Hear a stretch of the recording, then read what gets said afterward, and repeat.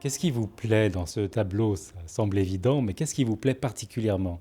Alors d'abord, il y a l'artiste qui est très important puisqu'il est avec Boucher le grand représentant du mouvement rococo, donc le mouvement un peu baroque, un petit peu coloré, un peu grandiose, etc. Natoire est un peintre qui obtient le premier prix, donc part à apprendre à Rome. Il revient à Paris, il a une carrière officielle extravagante et il repart en Italie de 1750 à 70 en tant que directeur de l'Académie de France à Rome, où il aura notamment comme élève et comme protégé Hubert Robert, Fragonard et tous les grands. Là, on est dans une période précise, c'est-à-dire entre son voyage en Italie et son départ en Italie à nouveau, puisqu'on était en 1742.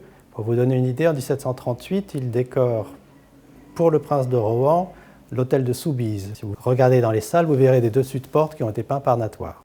Là, par contre, on est en 1742, au moment des salons, c'est-à-dire que tous les 2 ans, à peu près, les artistes exposaient et montraient ce qu'ils faisaient de mieux, en espérant s'attirer les grâces, soit du roi, soit de la famille royale, soit de l'aristocratie, afin d'obtenir des commandes. Natoire est déjà extrêmement célèbre à l'époque, mais néanmoins, il réalise ce tableau.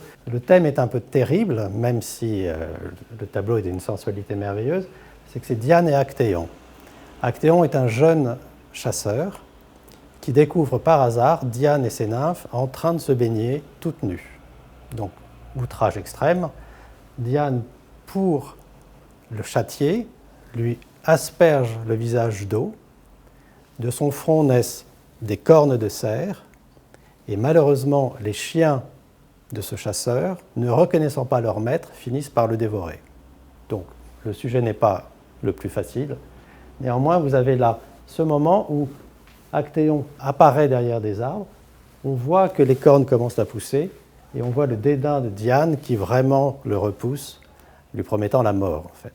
Ça, c'est la version officielle. Sinon, la version officieuse, qui est la plus agréable, c'est que vous avez toutes ces nudités absolument ravissantes, nacrées, puisque la peau est vraiment nacrée, et une composition qui, là aussi, est tout à fait extravagante, avec une dynamique qui se croise entre cette ligne-là et le bras qui part. Vous avez vraiment, tout est centré sur ce point-là. Ce qui est le but, ce qui permet d'orchestrer tout autour les figures et de cacher Actéon dans un coin, mais deux nymphes de l'autre. Tout est équilibré, mais le point central est au niveau de la main. Pour faire ce tableau qui était perdu depuis 1820 ou 21, Natoire a réalisé plusieurs dessins qui sont vraiment les études préparatoires où il étudie chaque figure et on s'aperçoit que l'idée première est quasi obtenue au premier dessin. Qu'est-ce qui, en termes techniques, caractérise le tableau? Qu'est-ce qui en fait la qualité? Bon, d'abord la composition qui est étonnante, et ensuite la sensualité des femmes, ce que je vous disais, et ensuite l'état du tableau qui est vraiment formidable, puisque comme il n'a quasiment jamais été nettoyé ni touché, il arrive avec ce côté nacré dont je vous parlais, et ces chairs roses et subtiles qu'on voit rarement quand un tableau est en état moyen. Donc là, le tableau a vraiment été exposé en 1742 au Salon, passe 2-3 fois en vente au XVIIIe et disparaît de 1820 à il y a 2-3 ans.